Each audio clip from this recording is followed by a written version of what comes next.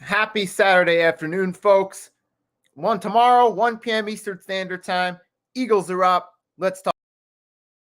Fasten your seatbelts for the realest Eagles and Sixers YouTuber!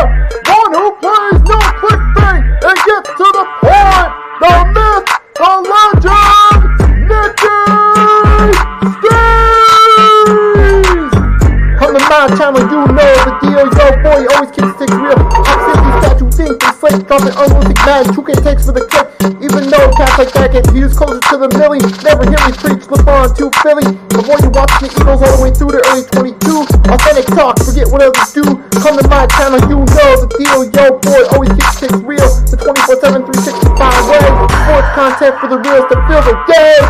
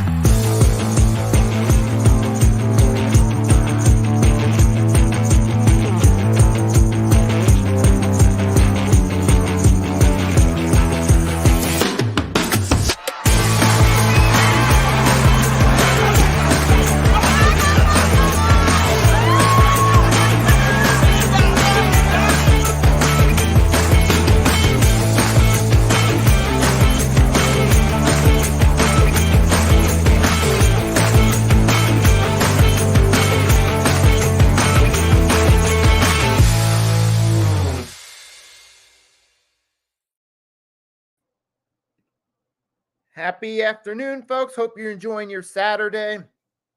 We got this weekend off to a hot start. I know on the Hardcore Sports Network, we had Mitch and Philly halftime do this weekend wake up. And here we are now. It's time for the Eagles versus Bengals Week 8 preview. Welcome to the show. If you haven't done so already, make sure to drop a like on both my channel and the Hardcore Sports Network, where we are streaming this from. So let's get into it. Tomorrow, 1 p.m. Eastern Standard Time, Philadelphia Eagles will play the Cincinnati Bengals.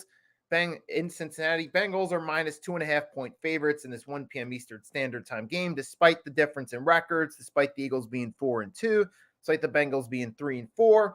The reason why they're the favorites is because they're looking at how the teams match up, particularly the way the Eagles defense has struggled against consistent quarterbacks such as Cousins, Baker Mayfield in their two losses, even at times against the Green Bay Packers and Jordan Love in the Week 1 win in Brazil. And now we look at Burrow and Chase. Now, despite their record being the worst record on paper, this game says, okay, this should be a win for the Eagles, but Bengals, despite being 3-4, they still do have Joe Burrow, who's still one of the top quarterbacks in the NFL. They still have Jamar Chase, T. Higgins, the top 1-2 duo. And they do have some solid pieces on offense that they can work with in the passing game. And knowing the way the Eagles have struggled to get pressure on quarterbacks and how they struggled against the Buccaneers secondary, or the way they struggled against the Falcons at times in that Monday night loss, or even the Green Bay Packers Week 1, it's obvious why the Bengals are the favorites in this matchup. And even though we did win last week against the Giants 28-3, we're not playing the Giants. Cincinnati Bengals actually do have playmakers on this offense. They can actually light up the scoreboard against the Eagles. They could go on the field, march down the field, a few deep drives, score like the Buccaneers did in that Week 4 matchup, and we could find ourselves in an ugly predicament here. So that's why the Bengals are the favorites in this matchup. With that being said, though, we won't know for sure what's going to go down until the game's played. But I'm going to give a preview, break down the key matchups, the injury report, what are the keys to victory. I'm going to get into that right there. First, we're going to start looking at the injury report for both teams. While we're still on the subject of talking about our opponent, let's go through the Cincinnati Bengals first. Then we'll go through the Eagles. I got them on two separate tabs. We're going to look through the depth chart. And give me 1 second. I'm going to put them up, and I'm going to start sharing the Bengals depth chart with you guys first. Let's get into it. Here we go. We got the Cincinnati Bengals depth chart. We're going to take a look. Look on offense. You got Burrow playing at Chase Brown, Jamar Chase. Although T. Higgins is questionable, we're not sure if he's going to play or not. Higgins sustained quadriceps injury during Friday practice and is listed as questionable for Sunday's game. Higgins is coming off an injury yesterday in practice, which is why he's questionable. You got Higgins is questionable. And then you got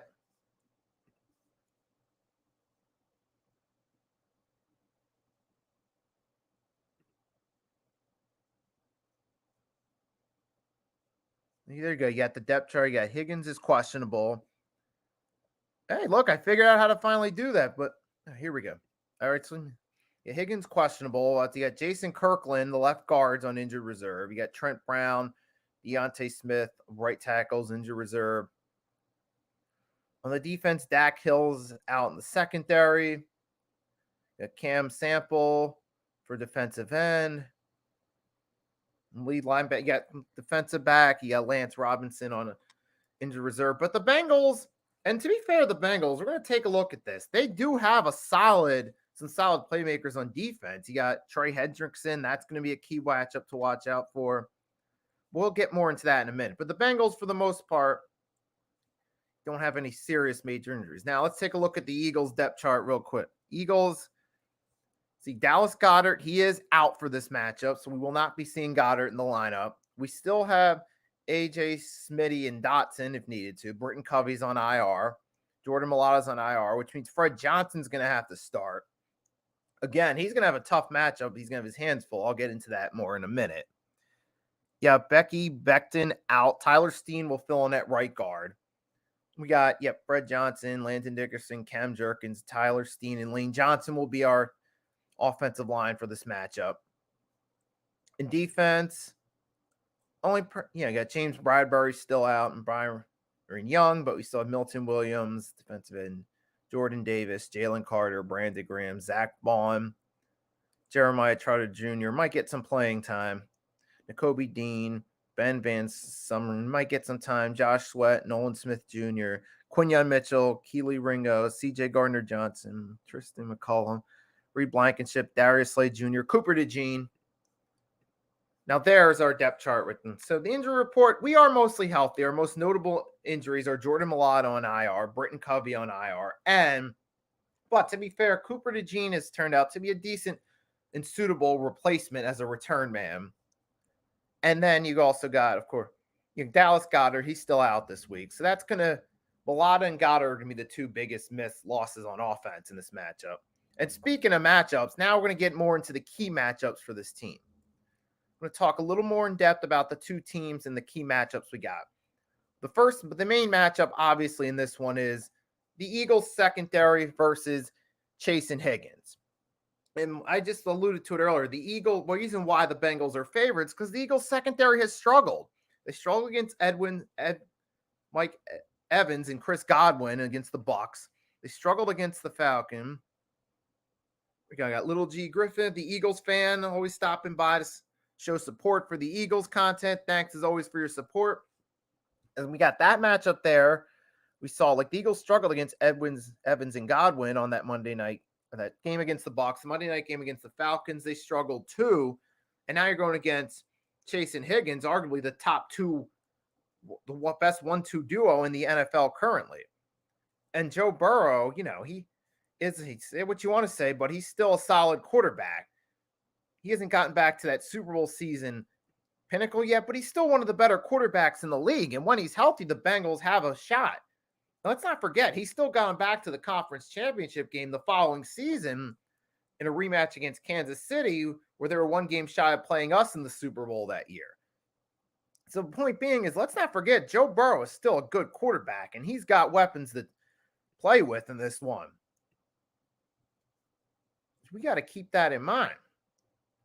You got Jamar Chase. He is second in receiving yards behind Justin Jefferson in this one. So we got a tough matchup there with Darius Slay and Quinyon Mitchell being the main ones going against the wide receivers.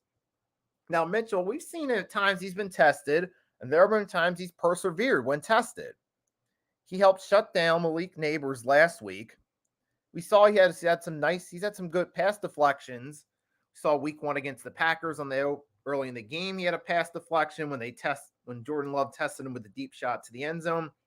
So between Quinyon Mitchell and Darius Slay, I feel Quinyon Mitchell at this point is the more reliable option because big play Slay, as much as we love him, his game has taken a few steps down. He's not the same guy he was the first couple of years he was here. We saw evidence of it last year. There were times he had flashes of brilliance, but he wasn't really playing up to himself. But that's going to be a T matchup. And you bet you most likely the Bengals are going to go against Darius Slay. So if you put Slay against Higgins or Slay against Chase, Burrow's going to look for that match because he's going to see a favorable matchup against Slay and try to go in that direction. So it's important that Darius steps up and is on his A game for this matchup and shutting down whoever he's matched up on, whether that be Chase, Higgins, or possibly both if they alternate. Maybe they put Slay on Chase 1 minute and then Mitchell on Higgins. Maybe they alternate later, do the reverse, Slay on Higgins, Mitchell on Chase. But we'll see, though. But the point is, they got to be ready. The secondary has to be ready. Quinyon Mitchell, this is his biggest test thus far, I've seen. He's got to step up in this matchup here and help shut him down. So it's important that our secondary does well, too. And also, Cooper DeJean's got to be ready, too, because sometimes Chase and Higgins go in the slot, and that means Cooper DeJean will get tested at safety. Now, we've seen him do solid. He's had his good moments here, but this is his toughest test right here. What happens if they go send either Chase or Higgins in the slot? Is Cooper DeJean ready? It's key that he's ready for those guys. Hopefully he is. Hopefully he knows what he's getting into. Hopefully he can shut him down if he needs to. But our secondary going against the Bengals wide receivers, that's an important matchup we got to watch out for. And then on the flip side, you got our offense, our wide receivers versus the Bengals secondary.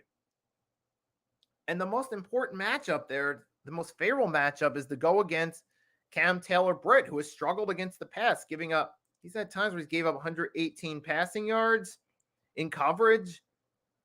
Well, he's given up we got to be careful. Yeah, but we got to take advantage of that matchup. Cam Taylor-Britt, not exactly the most efficient defensive back. And if you can put AJ on, if you can have AJ line up against him, that could create a great mismatch in our favor for Hurts to get the ball to. So that's a key matchup right there for our guys, AJ and Smitty, to get open in this one. But we also got to factor in another matchup. It's the Eagles offensive line. They got to go up against the Bengals defensive line. Particularly Fred Johnson has to go up against Trey Hendrickson, who's had 7 sacks. And Johnson gave up 4 pressures against the Giants. So he had a shaky day against the Giants. Now looks like he's going to be matched up against an underrated defensive lineman in Trey Hendrickson for the Bengals. Now he's going to have his hands full there, which means he could try to get to the QB a little bit, which means it might be tough for Hurts to have enough time in the pocket to get those passes off to AJ and Smitty, even if they are going against a struggling Bengals secondary. Yeah, Greg John, hello, what is up? Thanks for stopping by. Right, and as I was saying, that's going to be a tough match. Right, so we have a favorable matchup there. AJ Smitty against the secondary, but can we get the ball off to them in time? Is Trey Hendrickson going to blow past Fred Johnson, get to Hurts before he has the chance to get his feet set to throw the ball to those guys? Which is why I think when I factor in what the best thing to do would be to send Smitty and Brown on those screen passes or possibly those slant routes. Even if you have to do check downs with those guys, do it just to get the ball out of Hurts' hands before they get to him. We might have to change up the playbook a little bit. Yeah, obviously we can still take our deep shots. Hurts can still try to throw a deep ball to A.J. Brown, but we might have to change the passing game up a little bit and go for some check downs just to get the ball out of Hurts' hands quicker in this matchup. especially if Trey Hendrickson gets the best of Fred Johnson in this matchup. He could be a problem for the Eagles in the passing game. So I think that we might have to change up the passing book a little bit, maybe go some slots, if we have to, curl routes at times. We can still throw, you can still throw the deep ball, but you got to mix it up a little bit. Maybe do some screens with Saquon or some screens with AJ, stuff like that. Little simple things to mix up the passing game. And then the other key matchup in offense is Saquon versus the Bengals run defense, which is the most favorable matchup with our offense against the Bengals defense out of them. Because the Bengals have struggled against the run. I looked into it and I noticed it. The Bengals have given up nearly close to 1,000 rushing yards so far halfway through the season. And Saquon's third in most rushing yards.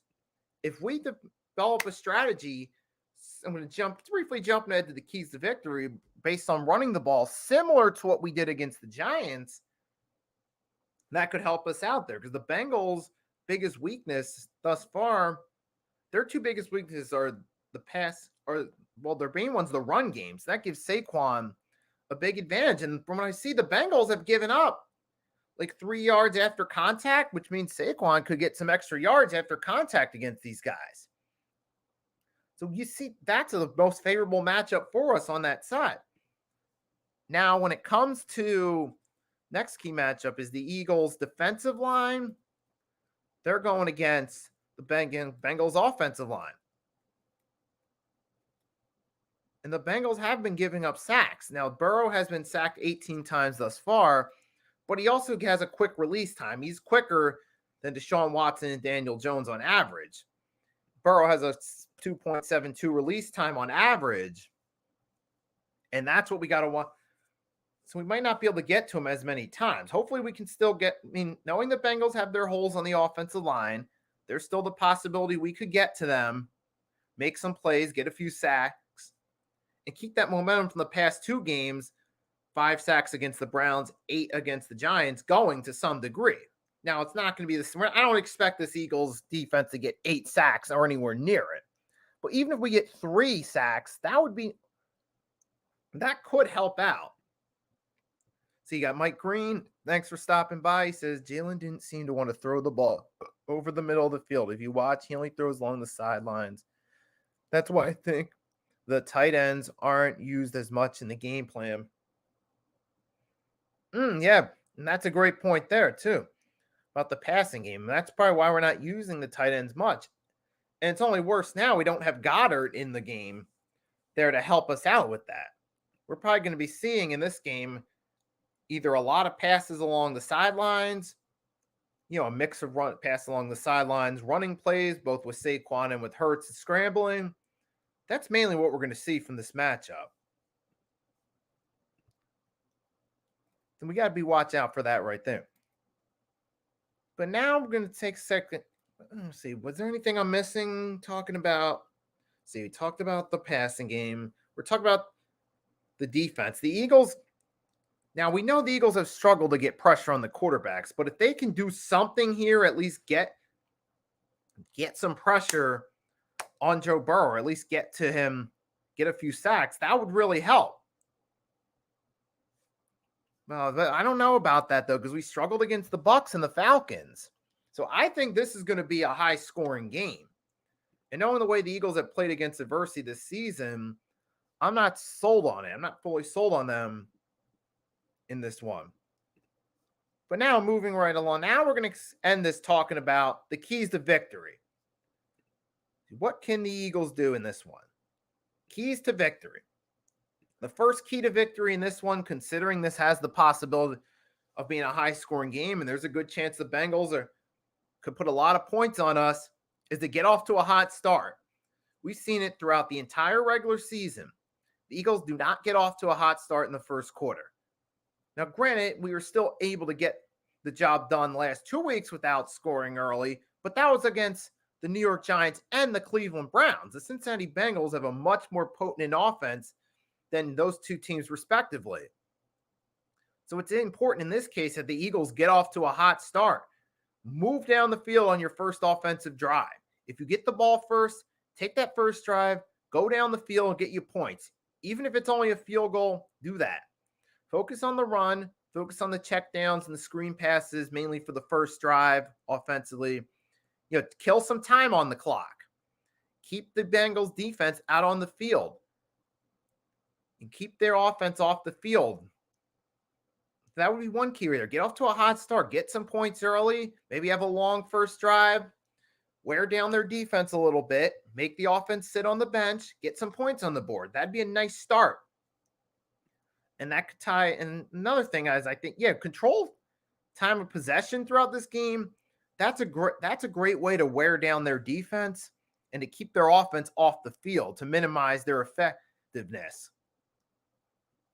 I just feel like one play at a time, go out there, get some points early, anything, even if it's just a field goal.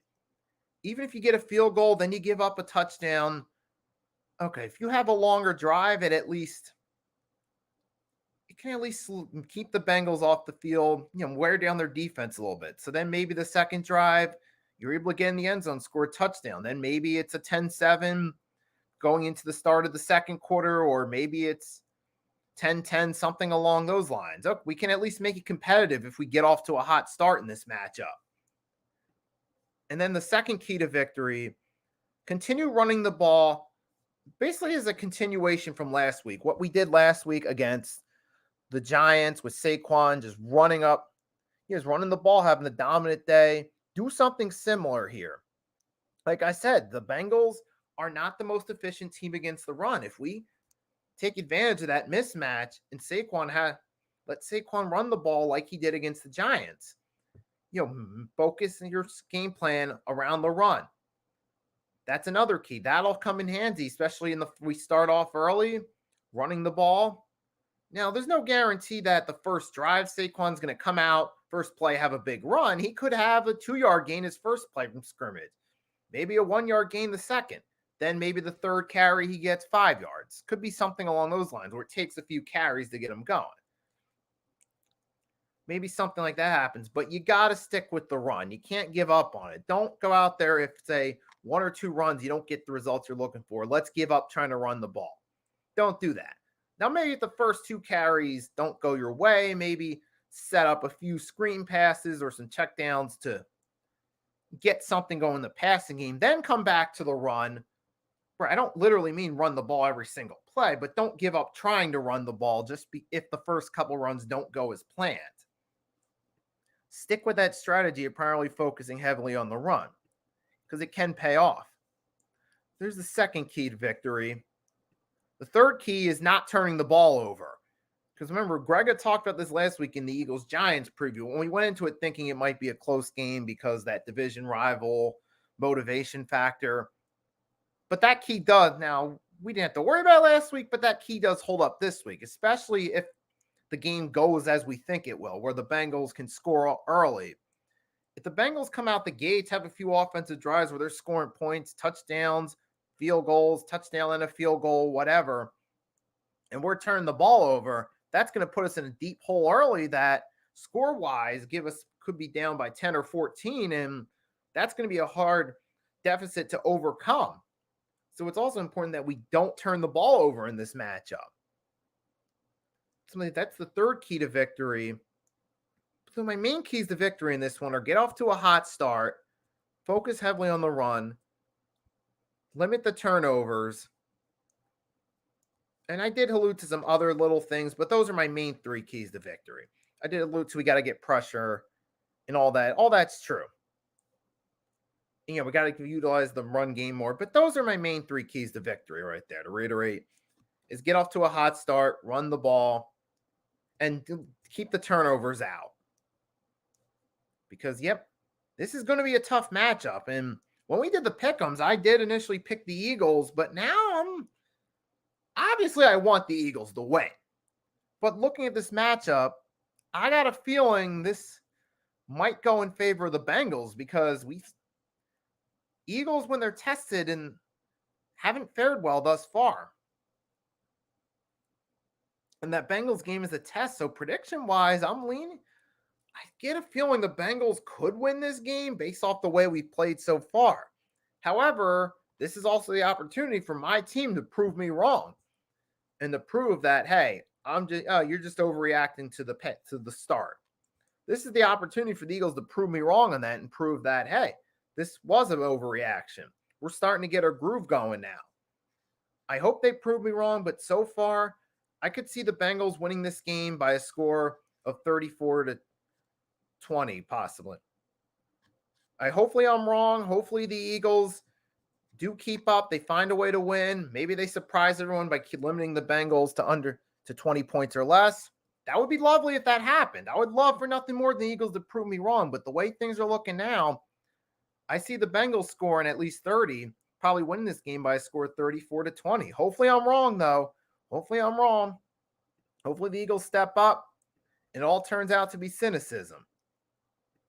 And maybe some of you guys watching this, some Eagles fans are hoping that I just jinx the Bengals.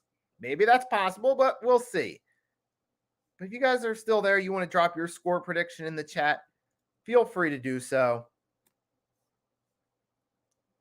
And that's pretty much it for now with this game. I went through all the main matchups. I gave my keys to victory, went through the injury report, briefly touched up on the odds. That's pretty much it for this one. So to everyone that stopped by, thanks for stopping by. I hope you enjoyed this stream. I hope you enjoyed this. Hope you're off to a great start on your weekend. Tomorrow, 1 p.m. Eastern Standard Time, it's going down. We'll see what the Eagles can do. I'll come back probably sometime, I'm thinking late Monday night, probably around 8 o'clock. I'm going to come back and recap the game, give you my thoughts on the matchup. So I'll be following this stream up 8 p.m. Eastern Standard Time Monday night, recapping the game, depending on what happens. So stay tuned for that. Eagles-Bengals recap, 8 p.m. Eastern Standard Time. I'm going to create the stream after we're done with this. So again, everyone that watched, thank you for your support as always. Like I always say, without you guys, I wouldn't be doing these streams. Thanks to you guys tuning in, engaging in the chat. That makes this thing more fun and worthwhile. So thanks for your support as always. Fly, Eagles, fly. Let's get this W. Hopefully they prove me wrong. We bump up to 5-2, keep pace in the lead for the NFC East. Hopefully we prove the doubters from the media and some of the people in our own fan base that are a little bit worried, but such as myself. Hopefully they prove all of us wrong. Get this W, move to 5-2. But we'll see what happens tomorrow, and we'll go from there. So that's it. So have a great rest of your weekend, folks. Your boy Nicky Steve signing off. Close it out with flapping the arms, doing the fly, Eagles, fly, baby. Until next time, peace. Fly, Eagles, fly.